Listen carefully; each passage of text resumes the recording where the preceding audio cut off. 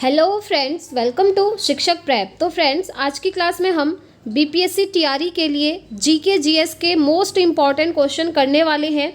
ये क्लास आपकी 1 to 5, 6 to 8, 9, 10, 11, 12 her level के लिए है, क्योंकि आप जानते ही हैं जीएस आपका आता ही है सभी लेवल पर। तो बहुत ही इंपॉर्टेंट क्लास रहने वाली है और काफ़ी सारे क्वेश्चंस का कलेक्शन है फ्रेंड्स। इनको हम 1 by 1 समझेंगे, तो बने रहिएगा वीडियो में एंड तक। ये आपका टीआरई 3.0, 4.0 सभी के लिए इंपॉर्टेंट रहेगा, ठीक है। तो चलिए स्टार्ट करते हैं आज की क्लास। और जिस तरीके से आप ये पीडीएफ देख पा रहे हैं, अगर आप लोगों को ये चाहिए होगा तो कमेंट करके बता दीजिएगा। मैं इसे वीडियो एंड होने के बाद टेलीग्राम ग्रुप पर शेयर कर दूंगी, ठीक है। और आई होप इससे पहले हमने जो सीटेट की क्लासेस करी थी वो भी आपने अटेंड करी ही होगी।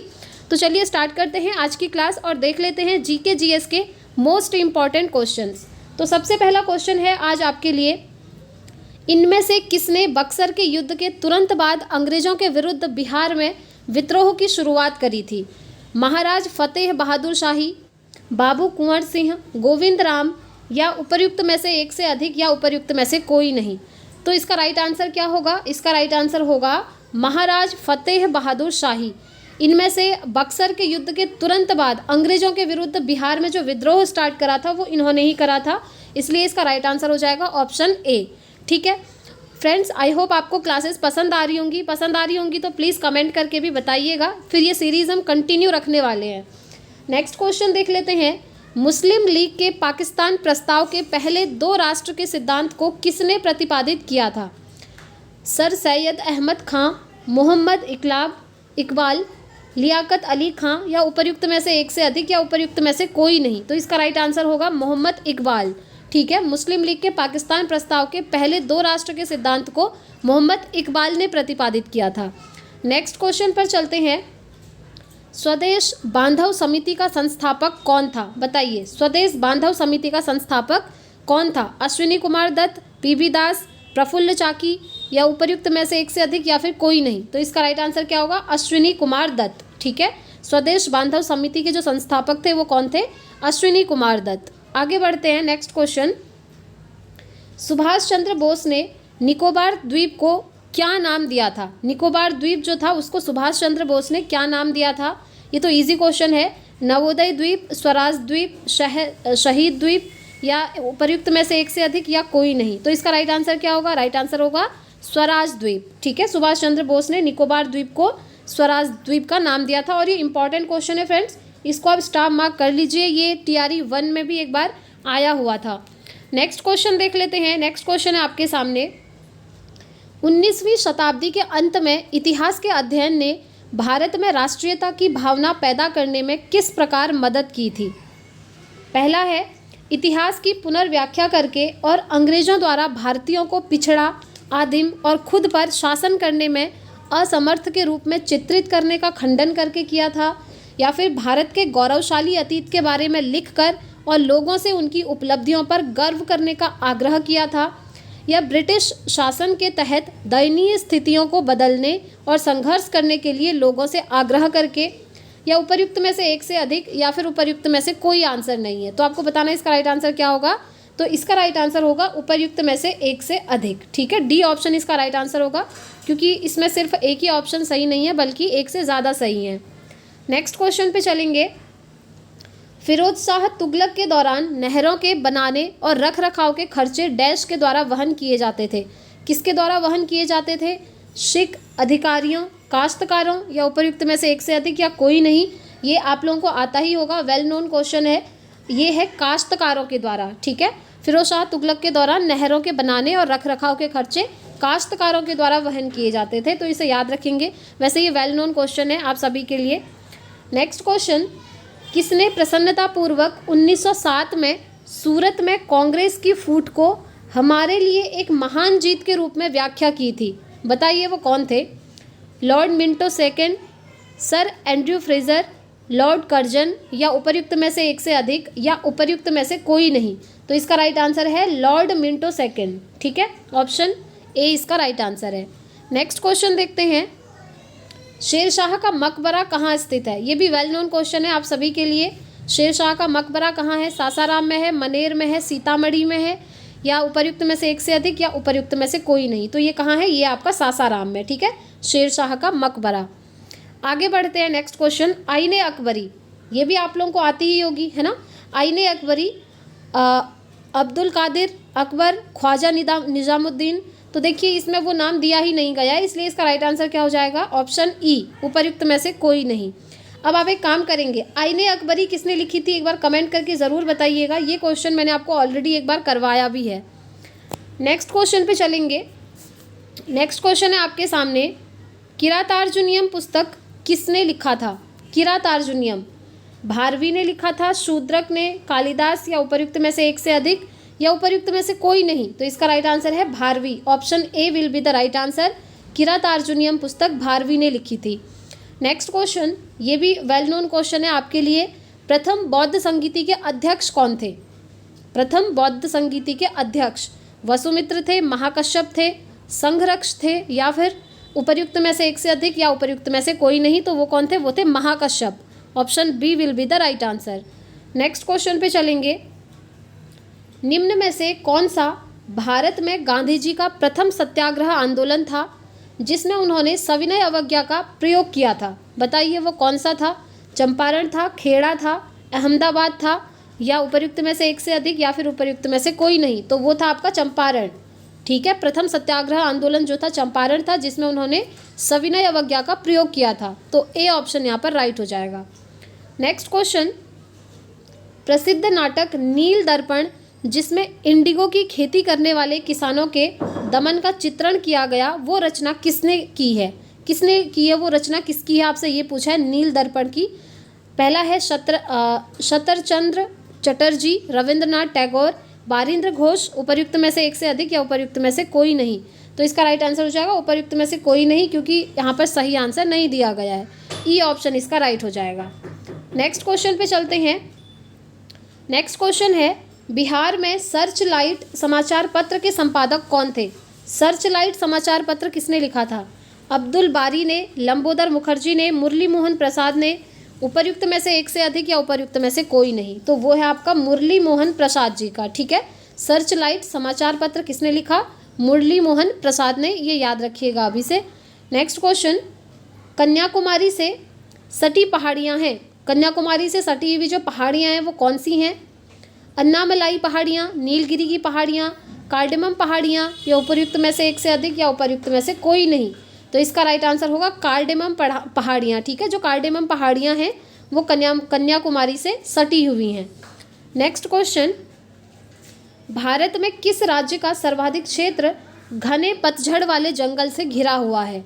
घने पतझड़ वाले जंगल से, उड़ीसा का, महाराष्ट्र का, मध्य प्रदेश का, या उपर्युक्त में से एक से अधिक, या उपर्युक्त में से कोई नहीं। तो ये है आपका एमपी यानी कि मध्य प्रदेश, ठीक है। मध्य प्रदेश का जो सर्वाधिक क्षेत्र है वो घने पतझड़ वाले जंगलों से घिरा हुआ है। नेक्स्ट क्वेश्चन, निम्नलिखित में से जनजाति और राज्य की कौन सी जोड़ी सही नहीं है। बताइए कौन सी सही नहीं है। आप लोग कमेंट करके अपना स्कोर भी बताइएगा कि आज की क्लास में आपने कितना स्कोर किया, ठीक है। और कंटिन्यूटी बनाए रखने के लिए आप चैनल के साथ जुड़ जाइएगा फ्रेंड्स। यहाँ से आपको डेली क्लासेस मिलती हैं सीटेट की और बीपीएससी टीआरई की। चलिए इसका राइट आंसर आपको बताना है। भील गुजरात, ये तो सही है। गद्दी हिमाचल प्रदेश, ये भी सही है। टोडा केरल, ये जो टोडा केरल आप देख रहे हैं ना, ये जोड़ी यहाँ पर सही नहीं होगी, इसीलिए सी ऑप्शन इसका राइट हो जाएगा।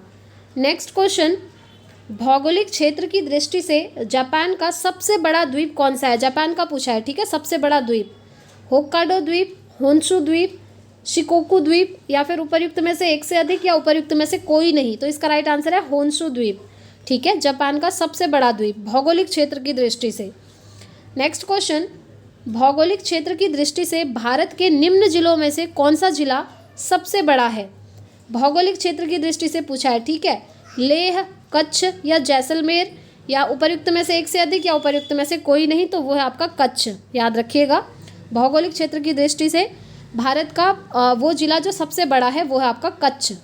आगे बढ़ते हैं। नेक्स्ट क्वेश्चन, जब वायुमंडलीय दाब में तेजी से कमी के कारण मध्य अक्षांश का तूफान तेजी से उग्र होता है तो इसे डैश कहा जाता है।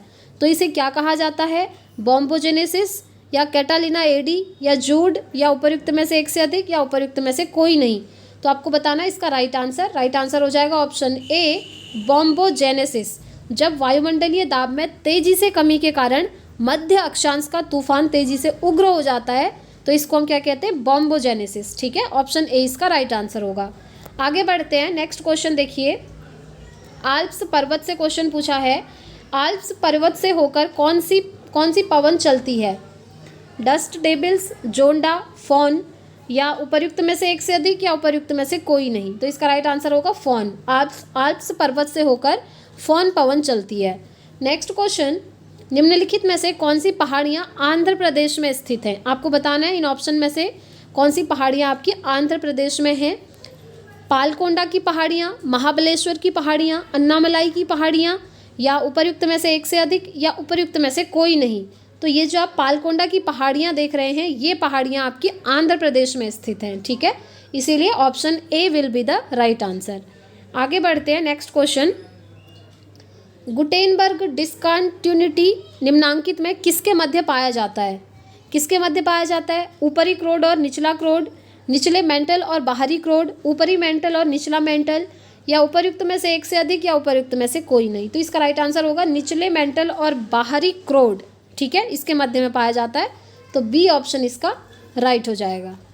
नेक्स्ट क्वेश्चन, स्पीति नदी निम्नलिखित में से किस नदी की सहायक नदी है? नदियों की सहायक नदियाँ होती हैं ना, ये तो आपको पता ही होगा। तो यहाँ पर पूछा है स्पीति नदी निम्न में से किस नदी की सहायक नदी है? तो ये है आपकी सतलज की सहायक नदी। ठीक है, बी ऑप्शन इसका राइट हो जाएगा। आगे बढ़ते हैं, नेक्स्ट क्वेश्चन। निम्नलिखित में से कौन सा सुमेलित नहीं है? Ukraine Kyiv, Finland Helsinki, Suriname Caracas, या उपर्युक्त में से एक से अधिक या उपर्युक्त में से कोई नहीं। तो इसका राइट आंसर है ये वाला सुमेलित नहीं है, सूरीनाम कराकस। ठीक है, इसीलिए सी ऑप्शन यहाँ पर राइट हो जाएगा।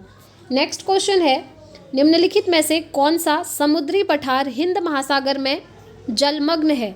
हिंद महासागर में कौन सा जलमग्न है समुद्री पठार? पहला है अजोरेस पठार, दूसरा है केरगुएलन पठार, तीसरा है यरमक पठार, या उपर्युक्त में से एक से अधिक या उपर्युक्त में से कोई नहीं। तो इसका राइट आंसर होगा केरगुएलन पठार। ठीक है, ये वाला जो समुद्री पठार है ये हिंद महासागर में जलमग्न है।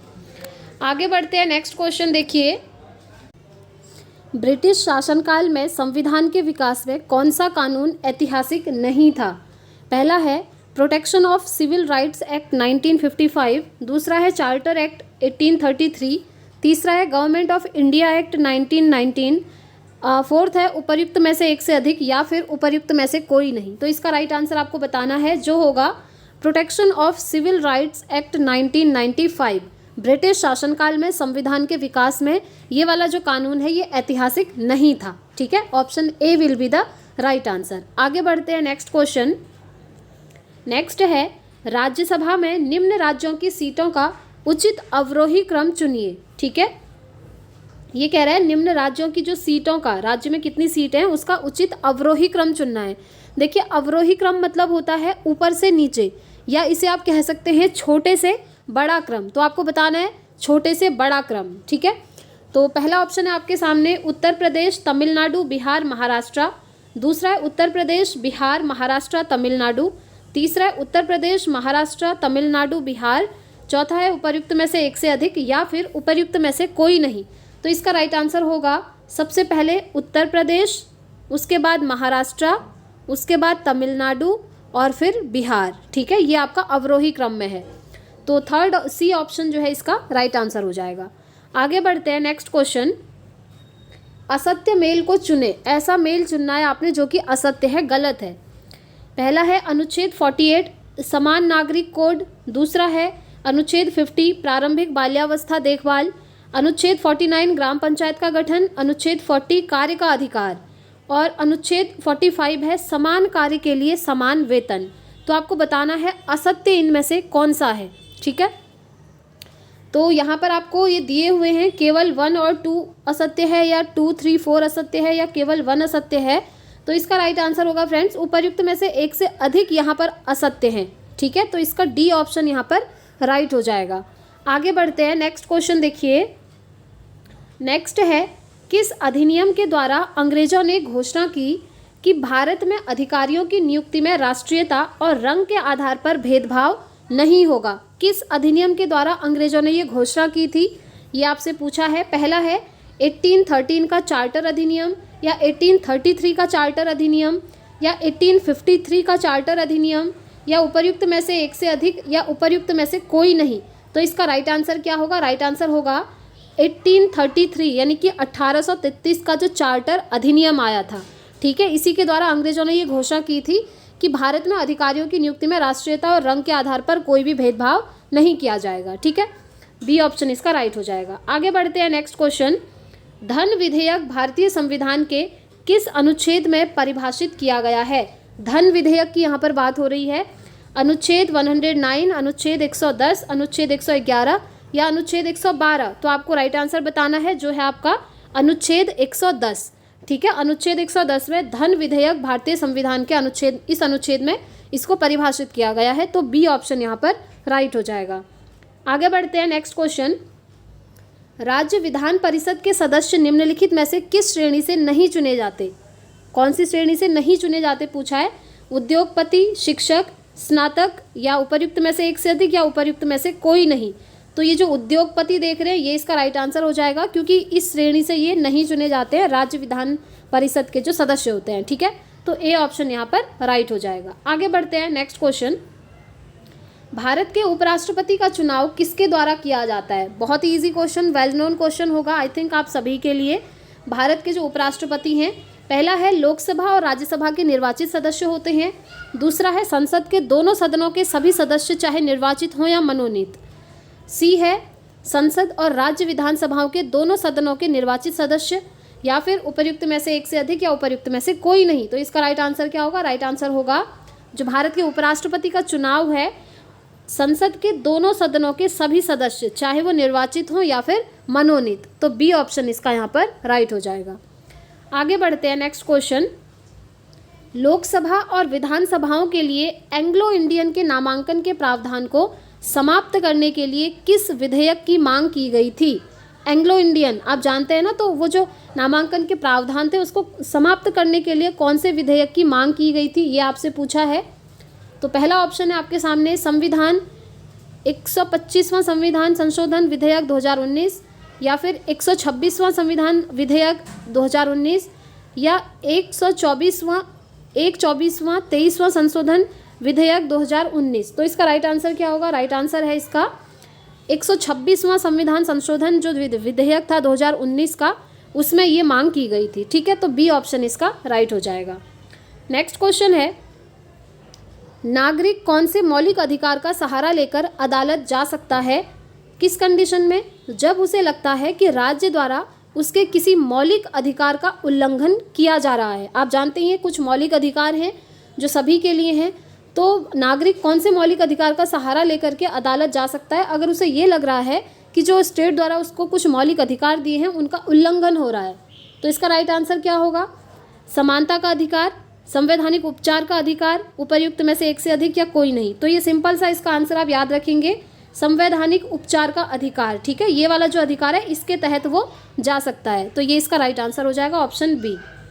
आगे बढ़ते हैं, नेक्स्ट क्वेश्चन। भारतीय संविधान के किस खंड को आमतौर पर उसकी अंतरात्मा भी कहा जाता है? ये तो आपको आता ही होगा, आई थिंक ये भी इजी है। मौलिक कर्तव्य, मौलिक अधिकार, राज्य के नीति निर्देशक तत्व, या फिर उपर्युक्त में से एक से अधिक, या उपर्युक्त में से कोई नहीं। तो इसका राइट आंसर है जो आपके मौलिक अधिकार है उसको कहा जाता है अंतरात्मा। ठीक है, भारतीय संविधान की। तो बी ऑप्शन इसका राइट आंसर हो जाएगा। आगे बढ़ते हैं, नेक्स्ट क्वेश्चन। संविधान के सिद्धांतों को निर्धारित करने वाला उद्देश्य संकल्प जवाहरलाल नेहरू द्वारा कब प्रस्तुत किया गया था? उन्होंने ये कब प्रस्तुत किया था, ये आपसे पूछा है। 13 नवंबर 1946 को, या 13 दिसंबर 1946, या 26 नवंबर 1946, या उपर्युक्त में से एक से अधिक, या उपर्युक्त में से कोई नहीं। तो इसका राइट आंसर होगा फ्रेंड्स 13 दिसंबर 1946। ठीक है, जो उद्देश्य संकल्प है वो जवाहरलाल नेहरू द्वारा 13 दिसंबर 1946 को प्रस्तुत किया गया था। आगे बढ़ते हैं, नेक्स्ट क्वेश्चन पे चलेंगे। नेक्स्ट क्वेश्चन है आपके सामने, भारतीय संविधान में निम्नलिखित में से किस संशोधन द्वारा भाषाई आधार पर राज्यों का पुनर्गठन किया गया था? तो आपको बताना है 3वें, 9वें, 7वें या उपर्युक्त में से एक से अधिक या फिर उपर्युक्त में से कोई नहीं। तो इसका राइट आंसर है 7वें। ठीक है, जो 7वां संशोधन था उसके द्वारा भाषाई आधार पर राज्यों का पुनर्गठन किया गया था। तो सी ऑप्शन इसका राइट हो जाएगा। आगे बढ़ते हैं नेक्स्ट क्वेश्चन। भारत में पहली औद्योगिक नीति जारी हुई थी। पहली औद्योगिक नीति कब जारी हुई? 31 मार्च 1948 को, या 3 अप्रैल 1948 को, या 6 अप्रैल 1948 को, या उपर्युक्त में से एक से अधिक या फिर उपर्युक्त में से कोई नहीं। तो इसका राइट आंसर होगा 6 अप्रैल 1948 को। तो जो भारत में पहली औद्योगिक नीति आई थी वो आपकी जारी हुई थी कब? 6 अप्रैल 1948 को। आगे बढ़ते हैं और नेक्स्ट क्वेश्चन देख लेते हैं। Prevention of money laundering act प्रभावी हुआ, ये कब प्रभावी हुआ था? ये आपसे पूछा है 1998 में, 1999 में, 2001 में। तो इसका राइट आंसर हो जाएगा फ्रेंड्स उपर्युक्त में से कोई नहीं। ठीक है, ई ऑप्शन राइट हो जाएगा क्योंकि इसमें सही आंसर नहीं दिया गया है। आगे बढ़ेंगे नेक्स्ट क्वेश्चन। मुख्य रूप से सामान्य मानव विकास सूचकांक में सम्मिलित है। क्या सम्मिलित है? जीवन प्रत्याशा, प्रति व्यक्ति आय, साक्षरता दर, उपर्युक्त में से एक से अधिक या उपर्युक्त में से कोई नहीं। तो इसका राइट आंसर क्या हो जाएगा? उपर्युक्त में से एक से अधिक। ठीक है, D option will be the right answer. आगे बढ़ते हैं और नेक्स्ट क्वेश्चन देख लेते हैं। कपास के रेशों का उपयोग कर कपड़े बनाने की आर्थिक गतिविधि किस क्षेत्रक के अंतर्गत आती है? द्वितीयक क्षेत्रक, प्राथमिक क्षेत्रक, तृतीयक क्षेत्रक, उपर्युक्त में से एक से अधिक या उपर्युक्त में से कोई नहीं। तो इसका राइट आंसर होगा द्वितीयक क्षेत्रक। कपास के रेशों का उपयोग करके कपड़े बनाने की जो आर्थिक गतिविधि है वो आती है आपकी द्वितीयक क्षेत्रक के अंदर। ठीक है, आगे बढ़ते हैं नेक्स्ट क्वेश्चन। प्रधानमंत्री सुकन्या समृद्धि योजना, इसका शुभारंभ कब किया गया था? बताइए कब किया गया था? सितंबर 2014 में, या अगस्त 2015 में, या जनवरी 2015 में, या फिर उपर्युक्त में से एक से अधिक या उपर्युक्त में से कोई नहीं। तो इसका राइट आंसर क्या होगा? ये किया था आपका जनवरी 2015 में। 2015 में जनवरी में प्रधानमंत्री सुकन्या समृद्धि योजना का शुभारंभ किया गया था। ठीक है, तो आज की क्लास के लिए फ्रेंड्स इतने ही क्वेश्चन रखते हैं। इससे आगे के जो क्वेश्चंस हैं वो हम नेक्स्ट क्लास में कल कर लेंगे। अगर आप चैनल पर नए हैं तो प्लीज़ चैनल को सब्सक्राइब करके बेल आइकन प्रेस कर लें ताकि हर वीडियो की नोटिफिकेशन आपको मिलती रहे। और वीडियो पसंद आई हो तो लाइक और शेयर ज़रूर कीजिएगा। और अगर आप सीटेट की प्रिपरेशन करना चाहते हैं तो डेली इवनिंग 6 बजे हमारी सीटेट की भी क्लासेस होती हैं, आप चाहें तो उन्हें भी ज्वाइन कर सकते हैं। और PDF वगैरह के लिए आप मेरे टेलीग्राम से जुड़ सकते हैं, उसका लिंक आपको कमेंट बॉक्स में मिल जाएगा। तो इस वीडियो में इतना ही रखते हैं फ्रेंड्स। अब हम मिलेंगे कल नेक्स्ट वीडियो के साथ। Thanks for watching.